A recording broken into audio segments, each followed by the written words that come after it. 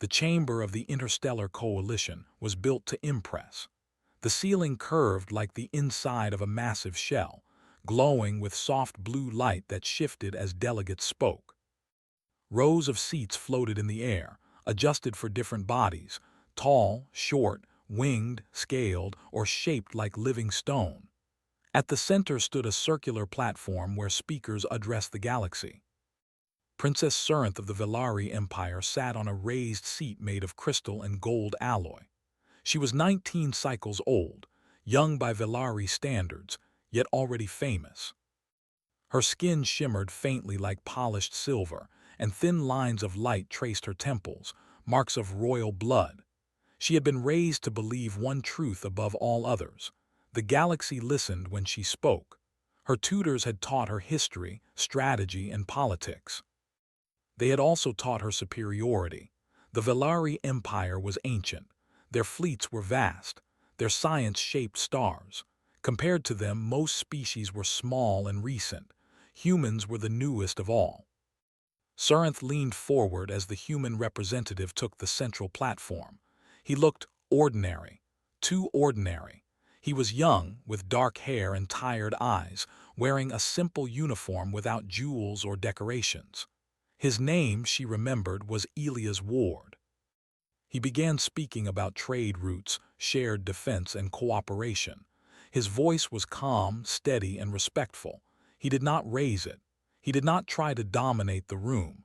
He spoke as if everyone listening mattered. Surinth felt irritation rise inside her. When it was her turn to speak, she stood, her presence alone enough to silence the chamber. Many delegates lowered their eyes. Some folded their limbs in respect. That was how things were supposed to be. She looked directly at the human. "Human representative," she said, her voice smooth but sharp. "Your species has existed among the stars for what, 3 centuries? 4. The Velari Empire has forgotten more wars than your kind has ever fought." A ripple of discomfort passed through the chamber. "You speak of defense and unity," she continued, "but children should not lecture elders. Humanity should learn first, observe, listen. Perhaps in 1,000 years you may be ready to offer advice." The silence that followed was heavy. Some expected the human to argue. Others expected anger or fear. Surinth waited for it, almost eager. But Elias Ward did not respond. He did not raise his voice. He did not bow. He did not insult her in return. He simply looked at her for a brief moment. His expression was not angry. It was not sad. It was distant, as if something inside him had closed. Then he turned. Without a word, without asking permission, without acknowledging her rank, Elias stepped off the platform and walked toward the exit. Gasps echoed through the chamber. A few delegates stood in shock. Others whispered in disbelief. No one had ever walked away from a Velari royal during session. It was unheard of. It was an insult greater than any spoken word. Surinth froze. For a moment she thought he would stop. That someone would call him back. That guards would intervene. Nothing happened. The doors slid open. The human walked out. The doors closed behind him. The silence that followed was not respectful. It was confused, uncomfortable, heavy. Surinth's heart beat faster. Heat rose beneath her shimmering skin. She felt something unfamiliar twist in her chest. He ignored me. The session ended soon after, but the moment lingered. Delegates left in small groups, whispering behind hands and clicking mandibles. Surinth returned to her private chamber aboard the Velari flagship, her mind replaying the scene again and again. She told herself she was angry. She told herself the human was arrogant, disrespectful, weak. But anger did not feel like this. Later that cycle, her chief advisor, Lord Veilrix, entered her chamber. He was tall and old, his glow dimmer with age but his eyes sharp. "The human envoy has withdrawn from all coalition discussions," he said carefully. Surinth lifted her chin. "Let him. His absence will not be noticed." Veilrix hesitated. "Princess, humans have already begun independent negotiations with several border systems." She frowned. "Without us?" "Yes, that should not have mattered. And yet it did. Days passed, reports arrived. Human diplomats were calm, direct, and strangely effective. They did not threaten. They did not beg. They offered support, shared technology, and mutual defense. Smaller species responded well to them. Surinth watched recordings of Elia's ward speaking to other delegates. He was respectful, focused. He listened more than he spoke. There was no sign of bitterness, no mention of her insult. That bothered her more than anger ever could. Meanwhile, at the edge of known space, something dark moved.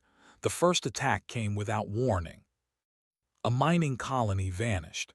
No distress signal, no debris, just silence where thousands had lived. Then another. Then a border outpost. The coalition scrambled. Emergency sessions were called. Military leaders argued. Scientists theorized. No one agreed. The enemy ships appeared like shadows, angular, cold, and fast. Their weapons cut through shields as if they were not there. Velari fleets, confident and proud, engaged them directly, and lost. Surinth watched the battle feeds in disbelief. Velari cruisers, symbols of imperial power, burned and fell silent. Formations broke. Commanders hesitated, bound by tradition and rigid doctrine. Humans were not present in the first battles. They arrived later, smaller ships, less impressive weapons, but they moved differently. They did not hold formation. They did not fight for glory. They protected evacuation corridors, harassed enemy flanks, and retreated when needed. They survived. Casualty reports filled the air like ash. Surinth sat alone in the observation chamber, staring at the stars. The glow of her skin was dimmer now. Fear pressed against her thoughts, sharp and cold. She remembered her words. Children should not lecture elders. She remembered how the human had walked away. Footsteps echoed behind her. Veilrix approached slowly. "The Council recommends requesting human tactical assistance," he said quietly. Surinth did not turn. "They will refuse." "They have not," Veilrix replied. "They have offered support, without conditions." That made her turn. "Without conditions?" she asked. "Yes. But they request one thing, a meeting with you." Her hands curled into fists. Pride flared, then hesitated. She had been raised to never apologize, never bend. But the stars outside burned with war. "Arrange it," she said at last. The meeting took place in a small, neutral chamber. No throne, no raised platform, just two chairs facing each other. Elia's ward entered alone. Surinth stood when he arrived, unsure why she did it. He stopped when he saw her standing. For a moment they simply looked at each other. She spoke first. "What you did," she said carefully, "was unacceptable by our customs." He nodded. "I know. You insulted the Velari crown. I know. And yet," she continued, her voice quieter, "you offered help." "Yes. Why?" Elias considered her. "Because civilians are dying. Because pride does not stop enemy fire. And because walking away was the only honest response I had left." Silence filled the room. Surinth felt the weight of the galaxy pressing down on her young shoulders. "I was wrong," she said finally. The words tasted strange. "About your people." Elias did not smile. He did not gloat. He simply nodded once. That was when Surinth understood. The human had not walked away because he was weak. He had walked away because he did not need to prove his worth to anyone. And for the first time in her life, the princess of the Velari Empire realized that the galaxy was changing, and humanity was no longer something she could look down upon. The war did not pause to wait for pride to heal. After the meeting, human ships moved quickly. Not in large numbers, but with purpose.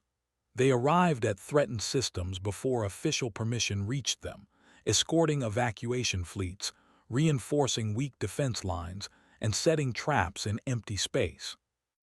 Velari commanders watched in silence as humans ignored traditional battle rules and survived encounters that should have destroyed them. Princess Surinth followed every report. She sat through long strategy briefings, her advisors speaking in careful tones. The Velari way of war was direct. You met the enemy with strength, showed power, forced surrender. That way had worked for thousands of years, But now it was failing. Enemy ships did not fear strength. They adapted to it. Human commanders spoke differently. They used simple words. They asked questions instead of giving long speeches. They argued openly, even with their superiors, then adjusted plans in minutes instead of days. At first, Velari officers resisted. Some openly mocked the humans behind closed doors. Others refused to share full data. Surinth saw the hesitation and felt shame burn inside her. This resistance was her fault. Her words at the summit had shaped how her people saw humans. Losses continued. A Velari border world, rich in life and culture, was nearly overrun. Enemy ships surrounded it, cutting supply lines. Velari fleets gathered for a direct assault, confident in numbers. Elia's ward stood before the joint command table, eyes fixed on the glowing star map. "If you attack like that," he said calmly, "you'll lose half your fleet in the first hour." A senior Velari admiral snapped back, "You assume much for a species that barely understands fleet honor." Elias did not raise his voice. "Honor does not matter if your cities burn." The room went quiet.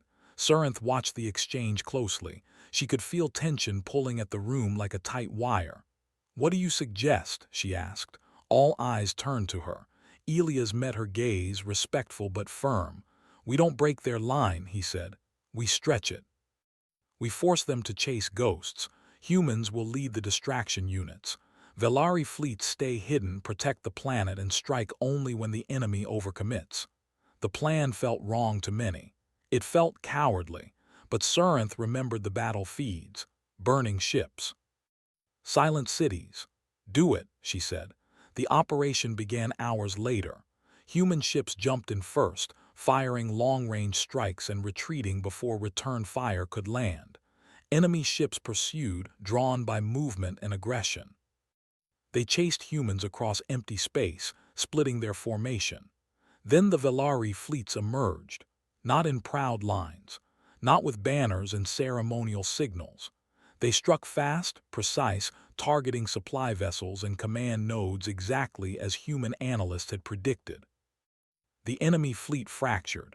For the first time since the war began, a system was saved with minimal losses. Celebration rippled through the coalition. For Surinth, relief mixed with something deeper, respect. She requested another meeting with Elias. This time it was not formal. No guards, no advisors, just two people standing before a wide viewport filled with stars. "You were right," she said quietly. Elias nodded. "Your people fought well." "They fought differently," she corrected. "Yes," he agreed. "So did yours." She studied him. "Why do humans fight like this?" he thought for a moment. "Because we learned early that we rarely win by being the strongest. We survive by being flexible." The word lingered in her mind. Flexible. It felt human. As days turned into weeks, human influence spread through coalition strategy. Training programs were established. Data was shared freely. Smaller species began adopting human tactics as well. Losses slowed. Morale rose, but the enemy adapted too. They learned to ignore human bait ships. They reinforced command vessels. Their strikes grew sharper, more targeted. Entire supply depots vanished overnight. Then came the message that changed everything. A massive enemy force was moving toward the Velari home system. Panic swept through the empire.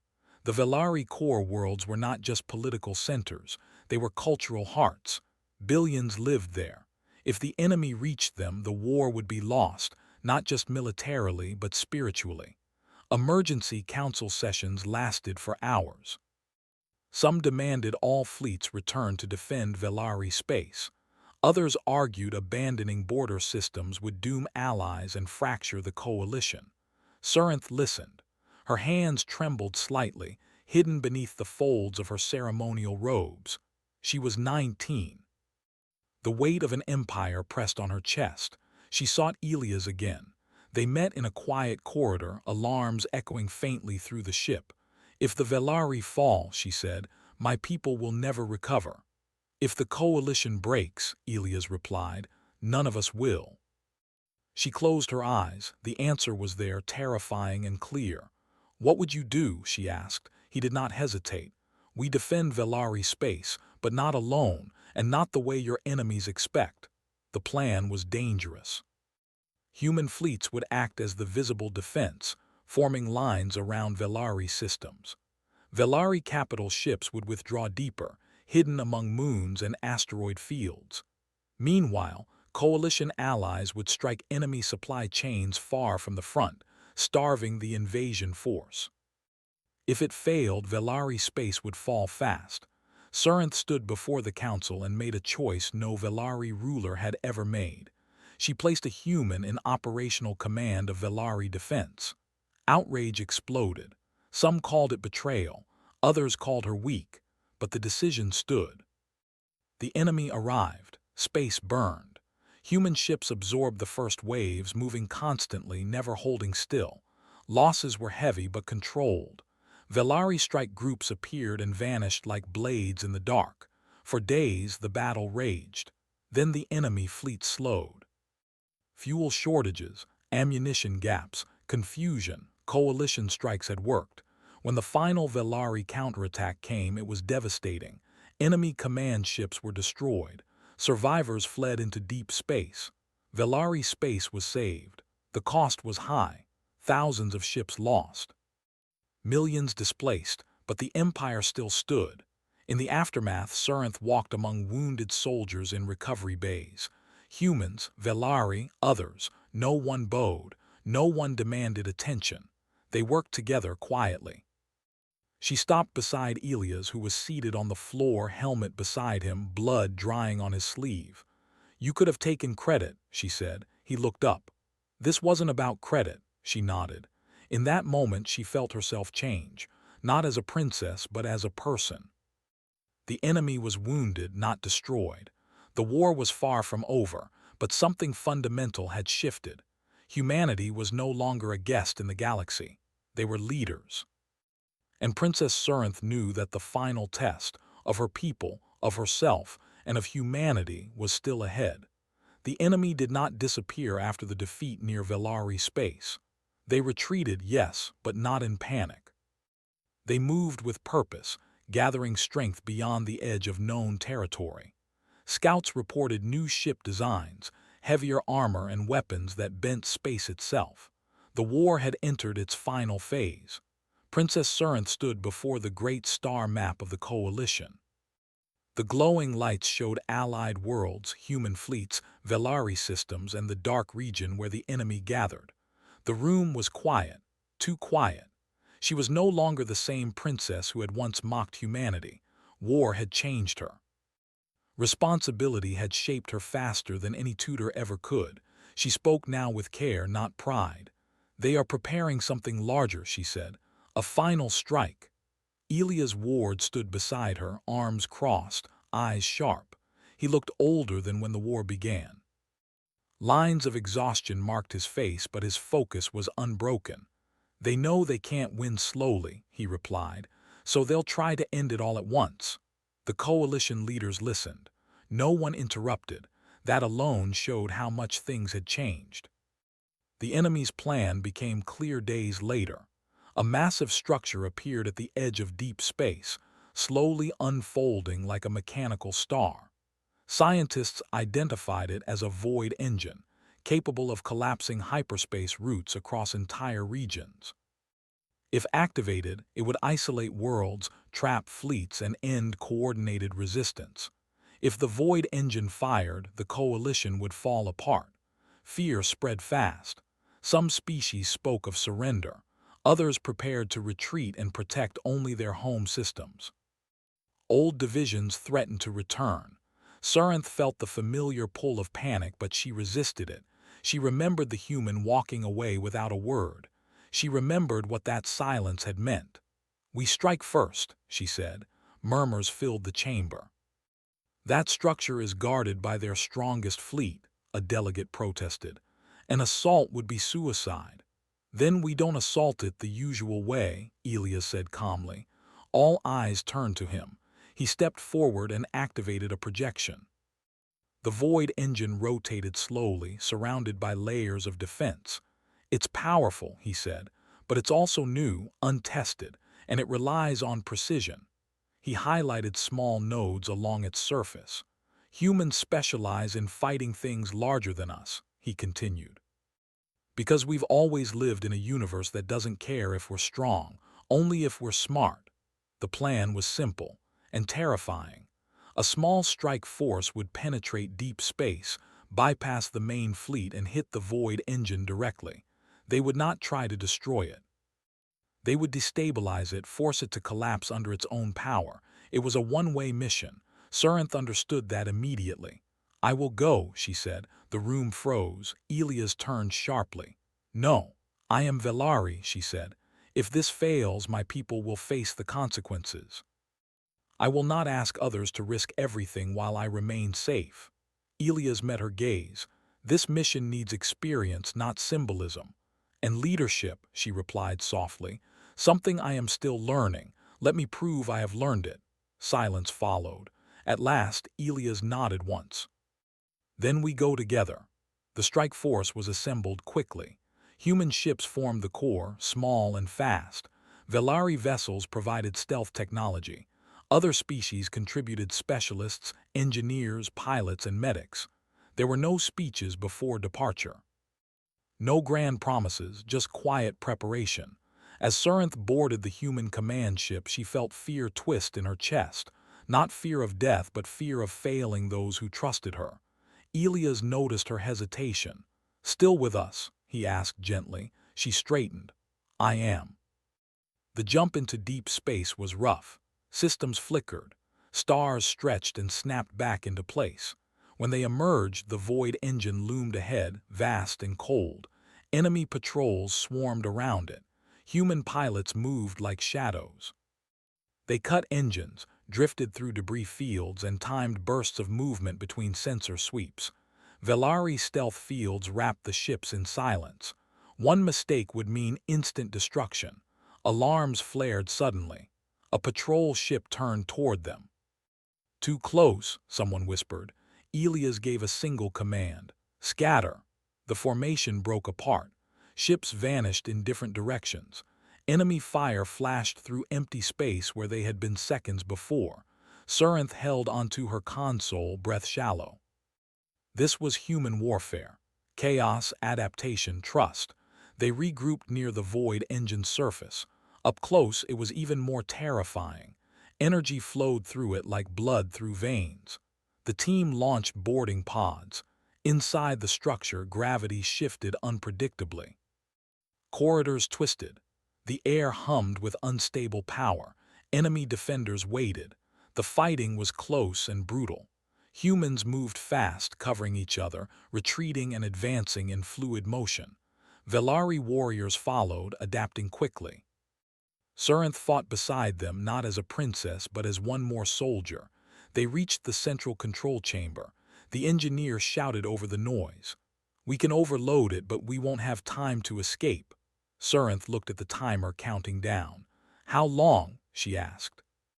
"Minutes." Elias met her eyes. In that look there was understanding, respect, and something unspoken. "Get them out," she said. "No," he replied immediately. "This is my responsibility," she said firmly. "I started this path, let me finish it." Before he could argue, she stepped forward and sealed the chamber doors behind her. "Princess!" voices shouted. The connection cut. Alone, Surinth worked fast. She had studied human systems, enemy designs, and coalition technology. Her hands moved with calm purpose. She initiated the overload. The void engine screamed. Outside, Elias felt the structure begin to shake. "She did it," someone whispered. They ran. The strike force barely escaped as the void engine collapsed inward, folding space and light into itself. The explosion rippled across deep space, tearing through the enemy fleet. When the light faded, the engine was gone. So was Princess Surinth. Silence followed. The enemy's final weapon was destroyed. Without it, their fleets were vulnerable. The coalition launched a full counteroffensive. This time there was no hesitation, no division. Human strategies led the charge. Velari power supported them. Allies struck together. The enemy was defeated. Weeks later, the galaxy mourned Princess Surinth. Statues were planned. Songs were written. The Velari Empire named her a symbol of unity and sacrifice. Elias stood alone at the memorial, staring at the stars. Then a voice spoke behind him. "You look like someone who lost a friend." He turned slowly. Surinth stood there, pale but alive, supported by medical braces. The overload had thrown her into an emergency stasis field. She had survived. For a long moment, Elias said nothing. Then he let out a breath he felt he had been holding for weeks. "You don't get to do that," he said quietly. She smiled weakly.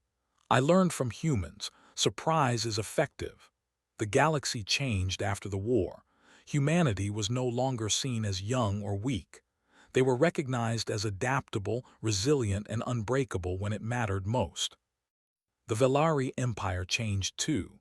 Their leaders listened more, learned faster, and Princess Surinth changed most of all. She never forgot the day a human walked away without a word and taught her the true meaning of strength.